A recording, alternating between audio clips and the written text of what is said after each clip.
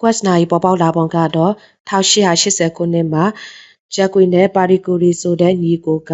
အချို့တော့ပုံဆောင်ခဲ့တဲ့ဥပမာ Quest ကလျှက်စစ်ဓာတ်အားထုတ်ပေးနိုင်တယ်ဆိုတဲ့ piezoelectricity သဘောတရားကိုစတင်တွေ့ရှိခဲ့ပါတယ်။ဒါဟာနောက်ပိုင်းမှာ Quest ကိုနာရီတွေမှာအသုံးပြုဖို့အတွက်အခြေခံကြောင်းရင်းတစ်ခုဖြစ်လာခဲ့ပါတယ်။1921ခုနှစ်မှာသိပ္ပံပညာရှင် Walter G. Katy ဟာ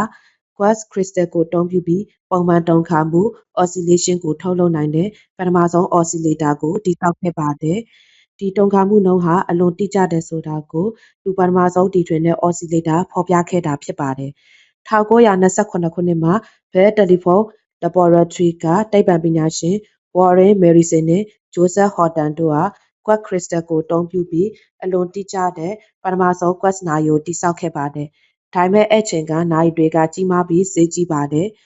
1960ပြည့်နှစ်တွေမှာဂျပန်က Seiko ကုမ္ပဏီဟာလက်ပတ်နာရီရွယ်စားသည့်တင်းညံအောင်ပြုလုပ်နိုင်ခဲ့ပြီး1969ခုနှစ်မှာပထမဆုံးကမ္ဘာ့စီးပွားဖြစ် Quest လက်ပတ်နာရီဖြစ်တဲ့ Seiko Quest Austro မိတ်ဆက်ခဲ့ပါတယ်။နောက်ပိုင်းမှာနည်းပညာတွေပိုမိုတိုးတက်လာပြီးဈေးနှုန်းတွေလည်းကျဆင်းလာတာကြောင့် Quest နာရီတွေဟာကမ္ဘာတစ်ဝန်းမှာလူကြိုက်များလာခဲ့တာပဲဖြစ်ပါတယ်။အနှစ်ချုပ်ကမယ်ဆိုရင် piezoelectricity ကိုတွေ့ရှိခဲ့ရာကနေစတင်ခဲ့ပြီး Quest oscillator ကိုတီထွင်ကြီးမားတဲ့နာရီတွေကနေလက်ပတ်နာရီထိတင်းညံအောင်ပြုလုပ်နိုင်ခဲ့တာကြောင့် Quest နာရီတွေဟာယနေ့ခေတ်မှာလူသုံးများဆုံးနဲ့တိကျတဲ့နာရီမျိုးစားတစ်ခုဖြစ်လာခဲ့တာအမှန်ပါပဲ။